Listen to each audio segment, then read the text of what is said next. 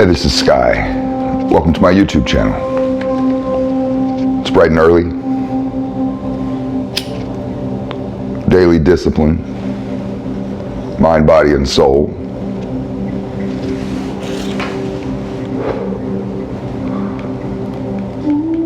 Got some incense burning. Set the mood right. I got some music going, some Chinese flute music.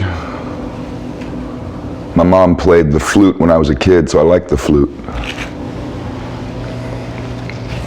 We're going to do our Sunday study group for warriors, for my hardcore heads. This is how we get down every single Sunday. Let's jump into it. I just go through my notes. I study every single day. It's a part of a program that I live, that I coach and mentor. And if you want to get on my schedule for coaching and mentoring, if you want to level up this year, make yourself a better version this year, be stronger this year, go to my website, skyazrael.com. I always put the link below, or you can just find me on social media. Set your mood right. Let's jump into it. I got some peppermint tea.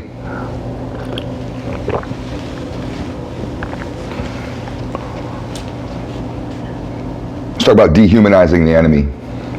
I was talking about this with the woman at the gym. She did 12 years in the Navy. And she was complaining that this is a syndrome that a lot of soldiers have, is they fall into this deep, deep, deep hatred towards the enemy. And it's not really a problem, because they want you to hate the enemy. It makes it a lot easier for you to go and kill. But it is a problem when you've dehumanized your enemy. You can have enemies, but when you dehumanize them, make them subhuman, less than human, you've lowered yourself to be on the same plane as them. You're no better than your enemies when you're talking about genocide, when you're talking about making whole countries glass parking lots, when you're talking about killing whole groups of people. Oh, they're all a bunch of fucking animals, right? That's not coming from a place of righteousness. That's not the battle of good and evil anymore. I've seen this in the gang world as well. People become awfully indoctrinated, like a cult. Our group is better, your group is worse, your group is evil, and you guys all look the same. Go look at the Crips and Bloods, or the Hells Angels and the Mongols, or any of these groups. They're all the same. And they dehumanize the enemy and talk about the enemy as they're being evil, they're terrible, they're devil worshippers, they rape their women. You guys are all the same. So watch out how you treat your enemies. Isn't that a weird concept, that you have to treat your enemies as humans? And you don't do this for their sake, you do this for your own good, to stay right with God. Let's move on.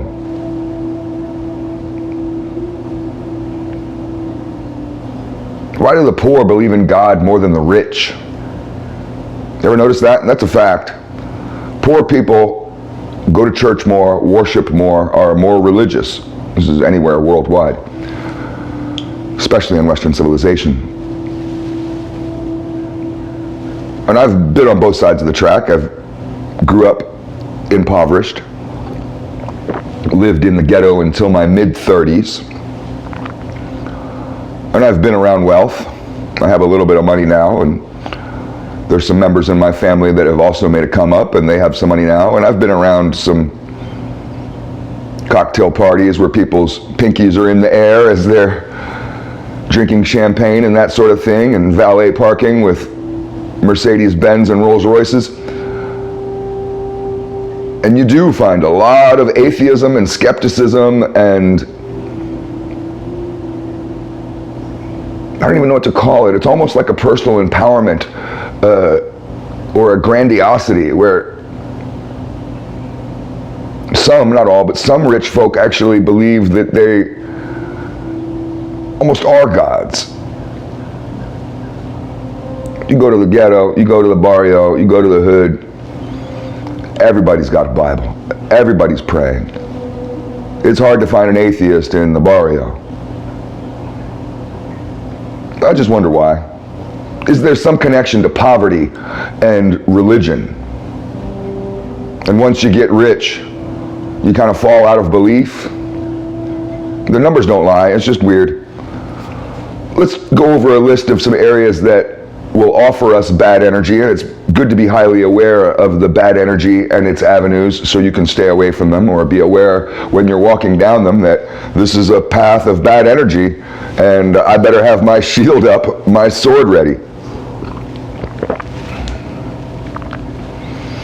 Actively engaging in the downfall of someone, that's obviously bad energy. And a lot of people do this, man. The Democrats and the liberals are doing this. Half the motherfuckers on YouTube with their little troll channels are doing this. Your coworker or your neighbor might be doing this.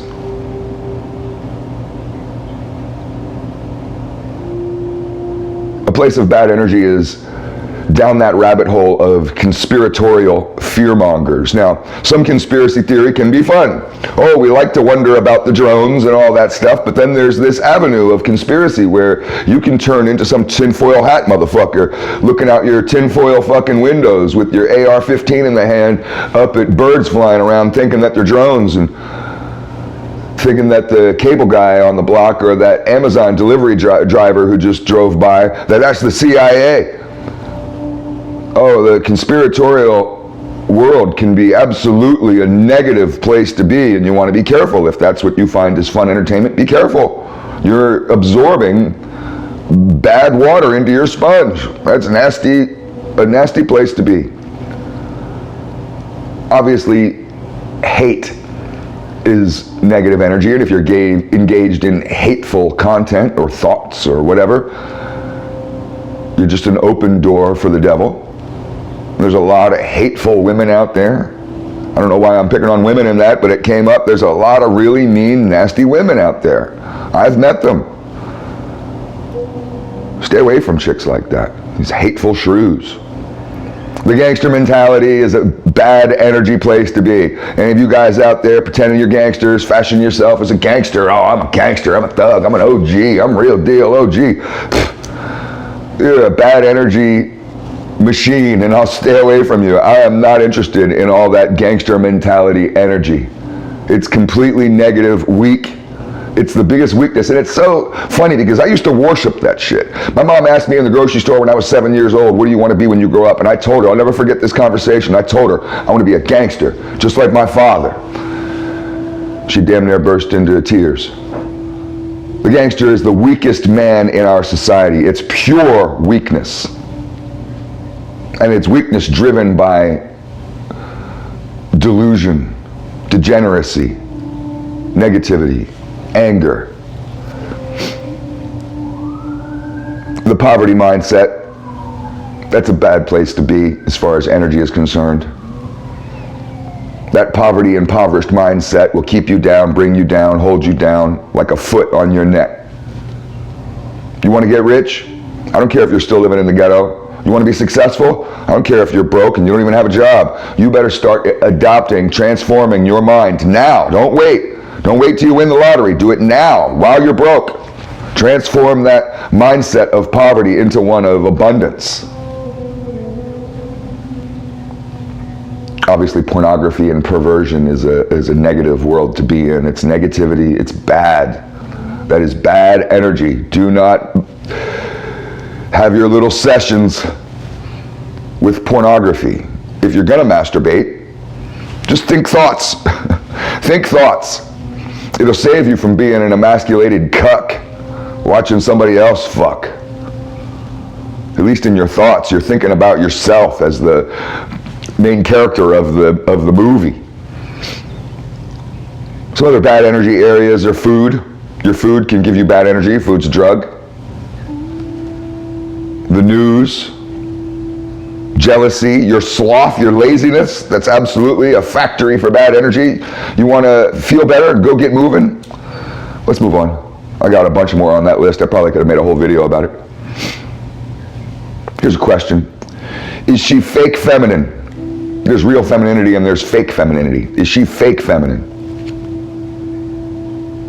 So someone told me about a test you can do to find out. Find out if she's too angry and aggressive. That's fake feminine. An angry and aggressive, little tough little chick, that's a man in there. She might as well have a dick. She might have a dick bigger than you. So it's the staring test. So you stare at her. You stare at her hard. And not like you're gonna punch her, you know, but put your serious face on and give her a real hard look. If she looks away, she's feminine. That's a real woman. If she stares back, and particularly if she starts prodding you, what are you looking at? That kind of stuff. She's masculine. That's a man.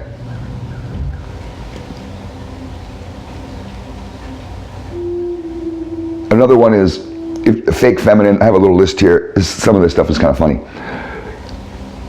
Women who back their car into their parking space. I drive a Mustang, and a lot of guys with muscle cars and sports cars like to back their car into the space. If you see a chick do that, and she's backing her car into the space, that's a guy, that's a man. That's not a chick, that's a man.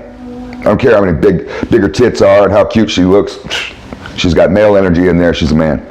If she's combative and ready to fight, you take her out to a party and she's like, fuck that bitch, and she wants to fight or something, oh, that's not cute, that's a man. You're dating a man. If she's quick to anger, that's her like her go-to, and she's just some stompy little bitch, that's a man. That's a masculine dude, that's not a woman. If she's not helpful, motherly, or wife material, that's a man that you're dating. You're going out, you're on a date with a man. If she only has guy friends, she doesn't even have girlfriends, and she's like, oh, girls are bitches, they're catty, I can't even get along with them. That's a dude. You're dating one of the boys, that's not a woman. That's not wife material. Because she's either a whore or she's a man. Hood rats, stay away from any hood rat. I don't care how hot she is, all hood rats. Now, you can be poor. A hood rat isn't just someone poor. I'm not being classist. There's a certain type of hood rat bitch that you need to stay away from. And you know what I'm talking about. Those fucking gold hoop earring fucking bitches, right? They're bobbing their head, hanging out with thugs. Fuck those types of chicks. Those are men, masculine men. And another one, the last one is if she's one of these boss bitches. She thinks she's the boss, she's the queen. Ugh, that's a man. It's not a woman. Fuck the boss bitch.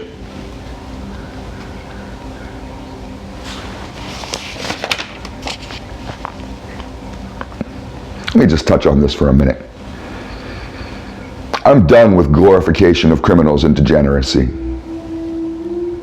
I can't even really listen to like gangster rap music anymore. It just sounds like such weakness. I get disgusted when I hear it. I used to love this shit. I used to drive around in my car blasting rap music in my subwoofer. I can't even listen to it now. When I see movies with this gangster shit, I watched Training Day the other night because it was on and I was bored, and I liked that movie because it has a lot of street scenes of a neighborhood that I used to live in called the Jungle. I couldn't even watch the movie.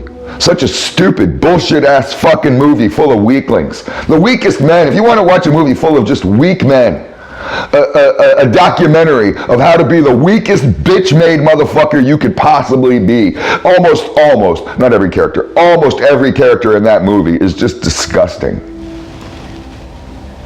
I'm done with you gangster fucks.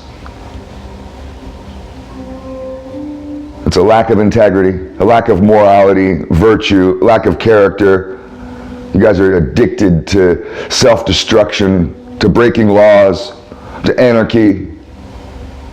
You rarely, and I noticed this for myself, you rarely find a conservative or traditional man in the gang world, in the gangster scene. They're all, not all, most of them are big time liberal fucks, which makes them absolutely weak. A liberal man is a weak man. I truly believe that, myself included, that it's the criminal gangster scene is, it's a demonic possession, because that's the way I felt.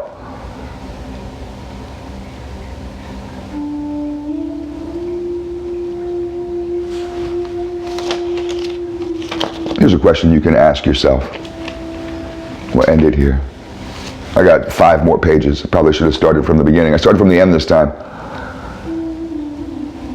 How much did you spend on self-destruction? How much did you spend on beer, wine, hard alcohol? How much did you spend on dope, heroin, or whatever your flavor was, pills, whatever you did, fentanyl, whatever it was for you, cocaine, crack? How much did you spend on it? A lot? Oh, I spent a lot. Between PCP, crack, coke. Jeez. I spent thousands and thousands and thousands. I could buy most of the houses on this block probably if I had all that money. Now, as you're thinking about how much you spent on that shit, on your self-destruction over however many years or half your life, now think about how much you've spent on trying to be better. I bet you it's a big difference, huh? Maybe none, maybe nothing, maybe not a penny. You could have spent $1 million on drugs trying to ruin yourself and not a penny. You haven't spent a penny on making yourself better.